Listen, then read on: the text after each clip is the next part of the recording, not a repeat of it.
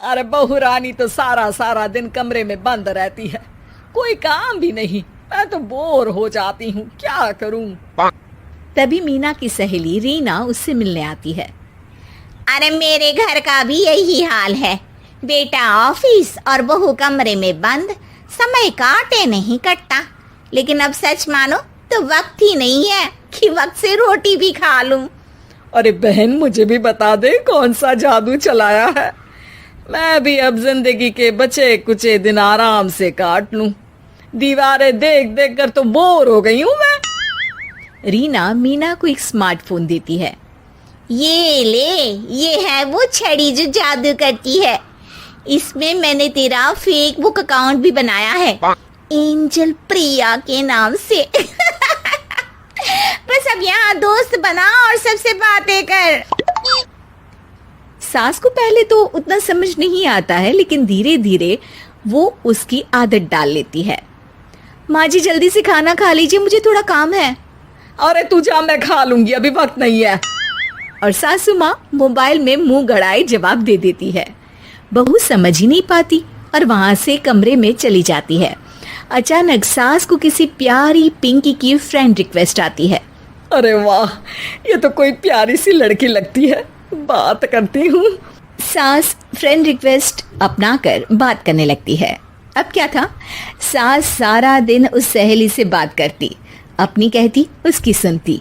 एक दिन सास फोन पर ही सरगड़ाए, अरे बहू, जरा मंदिर के लिए थाली सजा दे, आज कीर्तन है। बहू फोन पर किसी को मैसेज टाइप करते कहती है, माँ जी क्या है, अब मुझे क्या पता कि आपको कौन कौन से भगवान की पूजा करनी होती है। तभी सास के पास कोई मैसेज आता है। अच्छा अच्छा ठीक है, रहने दे, मैं ही कर लूंगी। अब मैंने मना थोड़ी ना किया है, कर देती हूँ मैं। अब मैंने भी बोला ना कि थोड़ी देर में बात करती हूँ, तो मैं ही कर लेती हूँ, तू जा अपने कमरे में। बहू वहां से चली जाती है।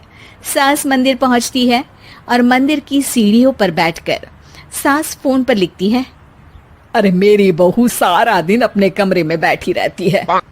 वहां से रिप्लाई आता है, मैं आपकी बहू को तो जानती नहीं हूँ, लेकिन हाँ एक बात है, हो सकता है आपने उसे ताने दिए होंगे या फिर उसका दिल दुखाया होगा। ऐसा करने पर बहुओं का मन ससुराल से हट जाता है।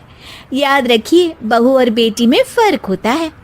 सास घर जाती है और बहू से बड़े ही प्यार से बात करती है, उसके लिए खाना बनाती है, उसे गिफ्ट में साड़ी भी देती है। जिसके बाद अगले दिन, माँ जी चलिए, आज मैं भी आपके साथ मंदिर चलती हूँ, आते वक्त भोले भैया के गोलगप्पे खाकर आएंगे।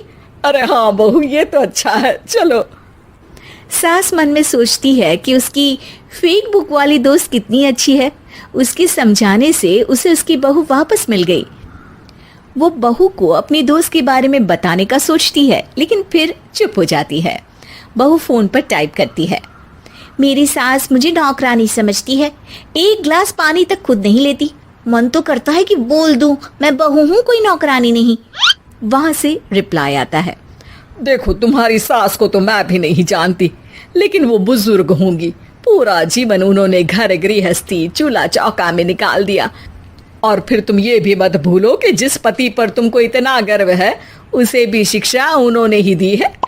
तो जिसने तुम्हें इतना दिया, क्या तुम उनकी थोड़ी सी सेवा नहीं कर सकती। बहू भी अगले दिन से सास का सारा काम करती, उनके पैर दबाती, उनका ख्याल रखती, उनके साथ घूमने जाती। एक दिन सास, बहू ये लो मेरा हीरे का हार। पहले तो सोचा था कि अपनी बेटी को दूंगी, लेकिन आज जब मेरे हाथ पैर में दर्द था तो तुम मेरा साथ दे रही थी। समय पर खाना पानी देकर तुमने ही मेरा बुढ़ापे में साथ दिया। उसके हिस्से का बहुत कुछ मैं उसे दे चुकी हूँ, लेकिन ये अब तेरा। बहू तो ये देखकर खुशी से उछली जाती है। वो सास को गले लगाकर कहती है, माँ जी आप सच में बहुत अच्छी है। भला हो उस एंजल प्रिया का जिसने मुझे आपसे वापस मिलवा दिया, वरना मैं तो हमेशा आपको गलत ही समझती। मैं तो सोचती थी काश वो एंजल प्रिया मेरी सास होती। क्या नाम लिया बहू? एंजल प्रिया तेरी फेक बुक फ्रेंड है? हाँ माँ जी, वो बहुत अच्छी है। उन्होंने ही मुझे बताया कि सास की कीमत क्या होती है। अरे बहू, कहीं तू प्यारी पिंकी तो नहीं? जी माँ जी, मैं ही हूँ प्यारी पिंकी। क्यों? सास बहू को गले लगाकर कहती है। मैं भी यही सोचती थी कि काश प्यारी पिंकी मेरी बहू होती। शुक्रिया बहू। सासू माँ, शुक्रिया तो हम दोनों को फेसबुक और सोशल मीडिया का करना चाहिए, जिसने हम दोनों को एक दूसरे से दिल से मिला दिया। अब तक दोनों को समझ आ गया था कि जो खुशी वो बाहर ढूंढ रहे थे, सच में तो वो उनके घर में ही थी।